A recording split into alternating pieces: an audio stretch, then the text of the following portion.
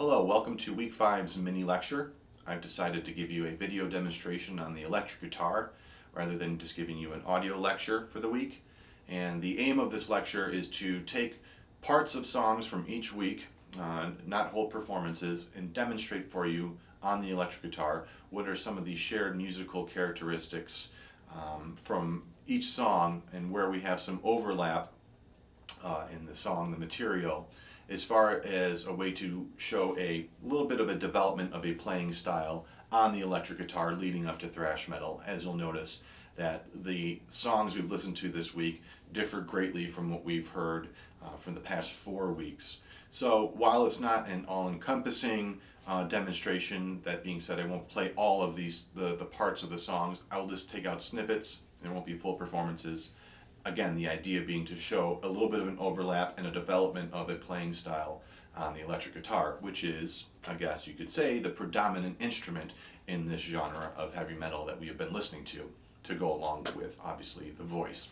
So first off, about the guitar, the electric guitar differs from an acoustic guitar. Yes. And if some of you already know this, please just, this is not speaking down to you, but maybe some of us don't know the functionality of the guitar, so I just want to break it down very quick. This is like a crash course in brain surgery, so bear with me. The acoustic guitar, similar to the electric guitar, 6 strings. Obviously, you're plucking the strings, putting your fingers on the fingerboard for placement of different pitches. So if we're thinking about why this is different than a piano, it's set up similar, but on a piano you can only play, say, one particular note for that specific note, like middle C. On the electric guitar there are different places, at least 2 different spots where you can play middle C. So the way that the acoustic guitar is producing its sound without any means of electricity, most of the song is resonating through the body, this, and the sound hole. You'll notice that the width of the acoustic guitar compared to the width of the electric guitar is much different, right? So the body of the acoustic guitar is producing the resonance through the vibration of the strings with the wood of the guitar. So if I strike this, you'll hear that there's a pretty decent sound. If I have my volume turned off, which I do, and I strum that, you'll notice that there's definitely a difference in, obviously, tuning and to the dynamic, the volume. This is more resonant. This needs amplification, electricity, to produce its sound. So, parts of the guitar kind of real quick. Please don't fall. There we go. Some parts of the guitar real quick. The headstock has the tuning keys, which adjust the tuning of the string by tension, right? The string is wound around the tuning key through the bridge of the guitar down here. And when you strum on an electric guitar, the sound is being picked up by this device right here, which is called, in fact, a pickup. A pickup is a magnet with copper wire wrapped around it, and what it does, when I pluck on the string, it picks up the vibration. So this is my volume knob. It's a very bare bones electric guitar, 1 pickup, 1 volume knob. The sound then goes through the instrument cable to your amplification device, which is down here. I don't necessarily have to show that to you. It's just a little practice amplifier. So there we have the electric guitar, okay? And what I'd like to do is to start real quick with MC5 and show you a little bit about MC5's song Ramblin Rose and talk a bit about this overlap with blues and what differs from MC5's version of Ramblin Rose and appropriation of the blues compared to what a more standard blues song would be. So let's bring up Ramblin Rose, we'll have a listen. If you need a refresher. Riding in movies. And for you guys that are riding around in your cars.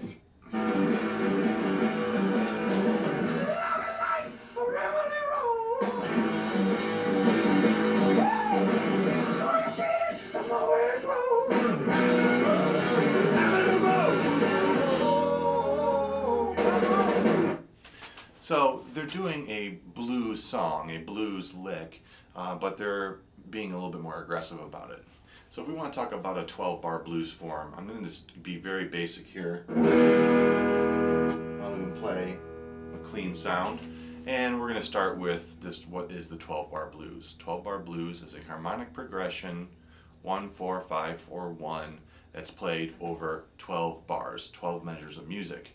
So if I'm counting, my beat is 1, 2, 3, 4, 1, 2, 3, 4, 2, 2, 3, 4, 3, 2, 3, 4, 4, 2, 3, 4, 5, 2, 3, 4, 6, 2, 3, 4, 7, 2, 3, 4, 8, 2, 3, 4, 2, 3, 4, 10, 2, 3, 4, 11, 2, 3, 4, 12, 2, 3, 4, and it starts over again. So your chords are E, A, B, A, and E. E is your tonic, your 1 chord, which would then go to your A, which is your 4 chord, your subdominant, then going to your 5 chord, your dominant chord, B, back to A, and then to E. 1, 4, 5, 4, 1. That is the progression. So what MC5 does is they take a E blues and they modify it a little bit, and they turn up the gain, and it gets raunchy. So gain is what it does is it pushes the output of the pickup through the amplifier, and it creates distortion. Different than a clean sound. So the riff for MC5's Ramblin' Rose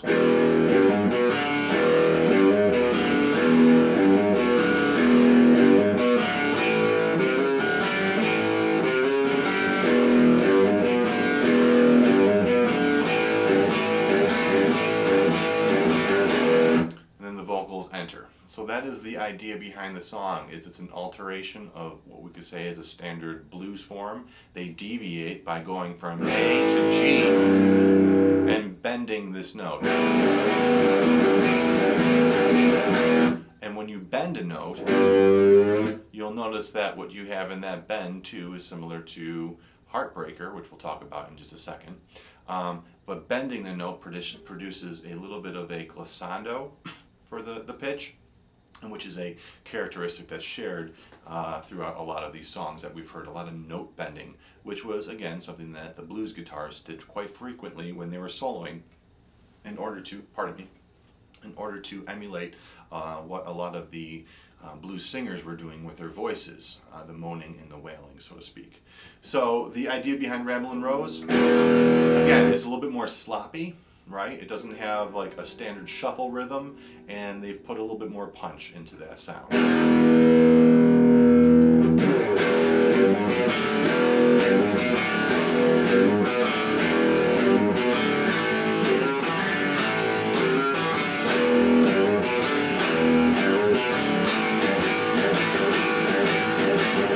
I won't try to sing like him, but you get the idea.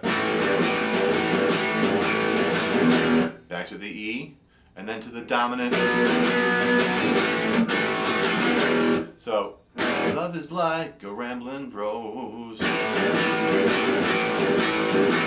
more you feed it, the more it grows. Ramblin' rose, ramblin' rose. Oh. So what we have here now is just, again, what the American MC5 was doing is taking blues and just revving it up a little bit. Led Zeppelin, on the other hand, was doing something different.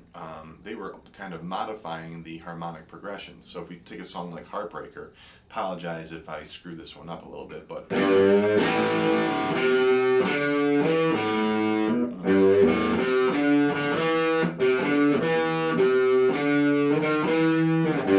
it is. So I have to remember these things. It's like the Matrix. So bending that first note.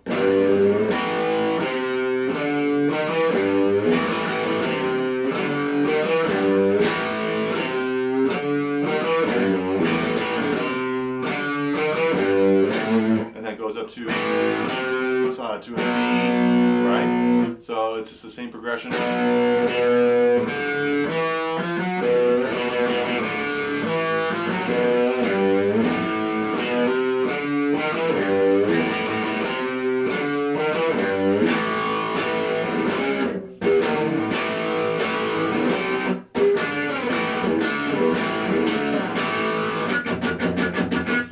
So Jimmy Page is doing a little bit of his own thing with this riff. Again, riff rock is primarily what we were talking about for the first couple weeks. So I'm just bringing up my syllabus here and looking at what we had in week 2. Suppose we could talk about Black Sabbath.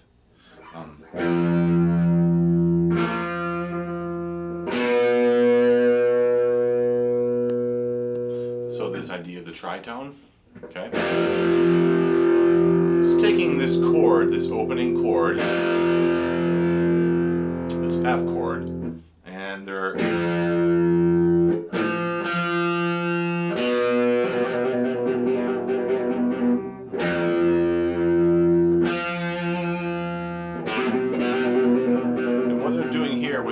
is a trill. So Tony Iommi is trilling the note, much like a violin would trill a note. A trill is going between a note, and if you'll notice, I don't have to put anything down on the guitar to produce that sound because I'm pulling off the string to produce the between the notes. The benefit of this through an electric guitar as opposed to an acoustic guitar is that the trill is being amplified and thus can sustain a much longer duration. Right? This trill could go much longer than if I were to trill on an acoustic guitar. And of course, this is just an extended technique that's taken from a violin and applied onto the guitar. So what happens from something like this is that you're starting to hammer a note. And then other guitar players, I'm jumping the gun here a little bit, something like Eddie Van Halen, will start to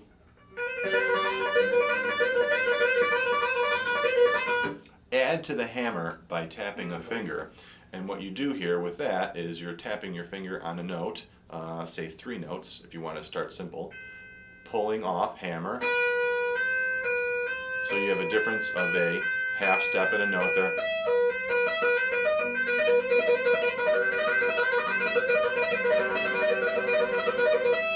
Alright, I'm being kind of basic there. Maybe I wanted to add in 2 other notes and playing in not a triplet pattern but a quadruplet.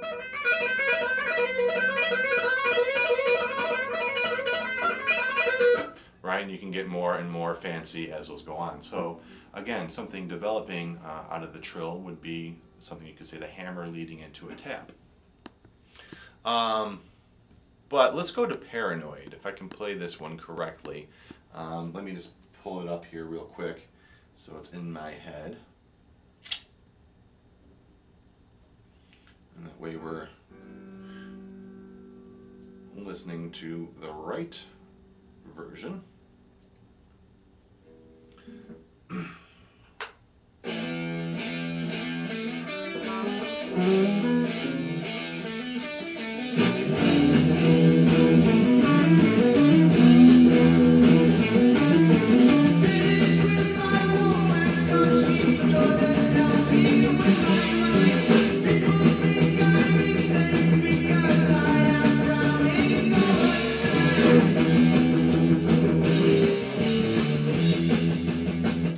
It's in my head a little bit. I can probably fake it a little bit here for you. Nope.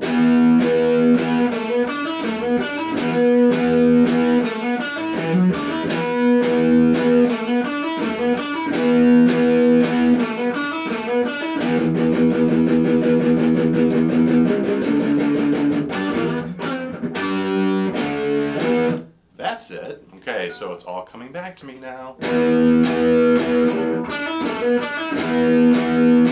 So the opening chord is an E chord, but what's different about and unique to this song is that Tony Iommi is playing the song really high up on the electric guitar, the neck of the electric guitar. And so while I could play it here, that's low, and I could also play the chord here.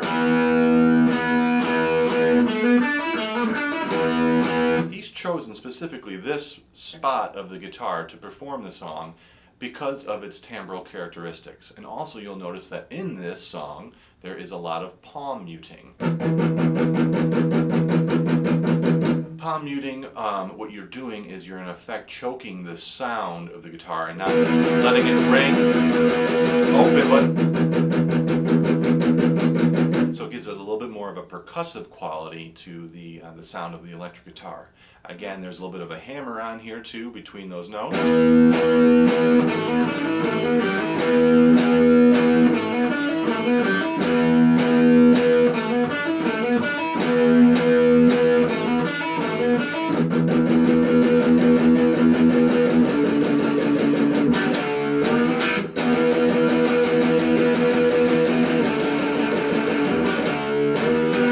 You know it's summer when your guitar neck is warped because it's so humid out.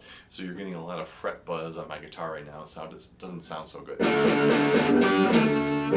So the sound of Paranoid, again, is something similar to what we might have been hearing in a little bit more of the thrash metal songs from this week, with this idea of palm muting.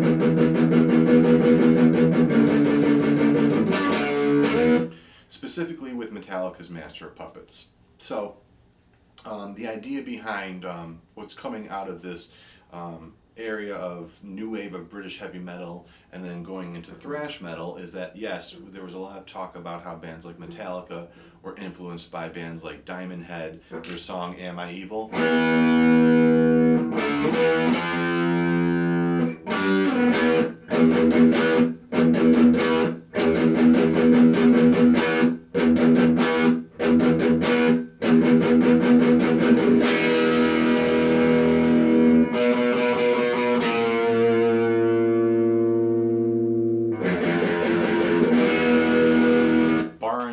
Out of the tritone from Black Sabbath's. I'm doing it here a step lower. Oh, thanks Travis, you just sent in your concert report.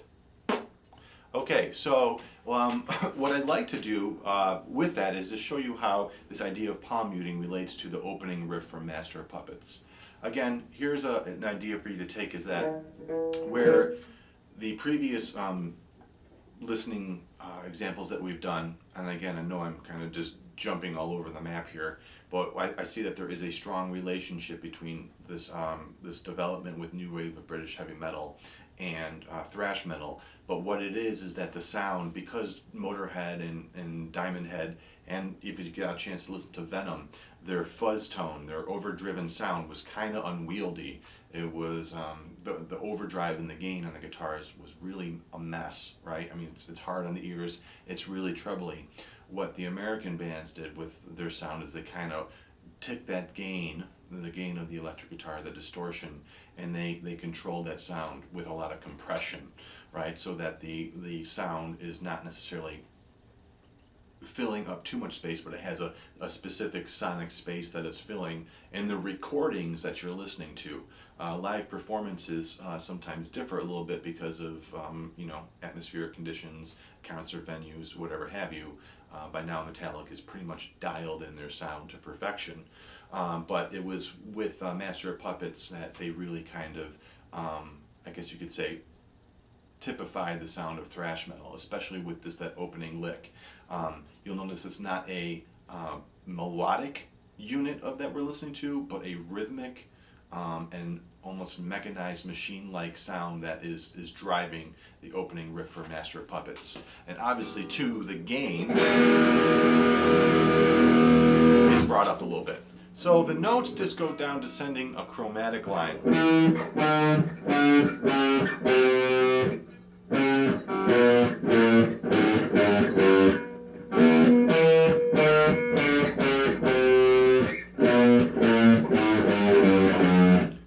You could say that's a melody, but it's kind of just da da da da da da da da da da.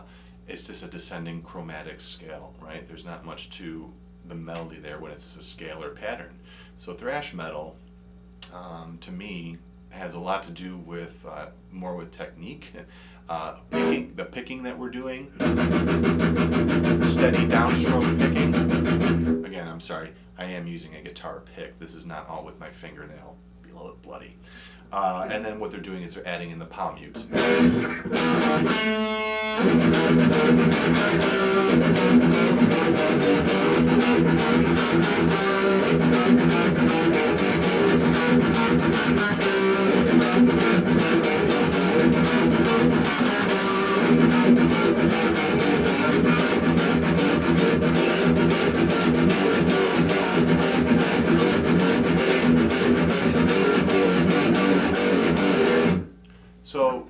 Did I have a nice angry face for that when I was doing it? Okay, let me do that one more time with a happy face.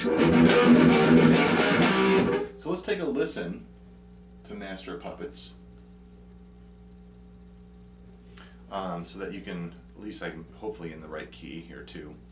The reason why I bring that up about humidity, if any of you are familiar with what humid weather does to wood, it's no good. Metallica, Master of Puppets, here we go. I just want the song. I don't want the full album. Just give me the song. Here we go. Okay. Oh, Metallica.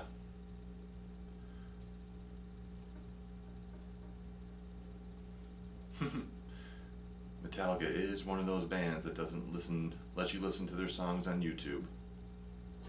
Grandma's birthday. Let's go, everyone. Hi, Mom. Oh, honey. It's Grandma's birthday, it says. I'm not going to bother with that.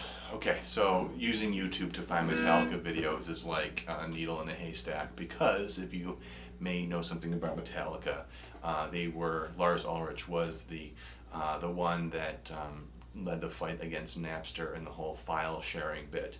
So Metallica does have its team of cronies out there constantly surfing the web for anybody that puts up their music without permission on YouTube. So you can find live performances, you can find bootleg videos, but you cannot find their music necessarily on YouTube unless you do a lot of searching. In fact, I'm sure they're probably upset that, you know, your song was available for free for academic purposes. Boo-hoo. All right, so I hope that was enough for you for now. This was pretty much a lengthy little 20-minute discussion about the guitar and some of the riffs. I hope it was at least mildly entertaining for you. I'm receiving your concert reports right now. Your final projects are due at the, obviously July. You have till next week to do your concert or final projects. And the final exam, there'll be some notifications coming up about that. Please expect it to be 50 questions. It should be very easy if you have all your syllabus in front of you, and if you have the readings available to you and the listenings, you're going to do just fine. Okay, you've been engaging in the material. I wouldn't worry about it. Expect 50 questions, multiple choice, and the exam to take you about half an hour long. Let's see if I can leave you with something else here on the way out. Oh, how about a little Motörhead? So you saw that in that riff.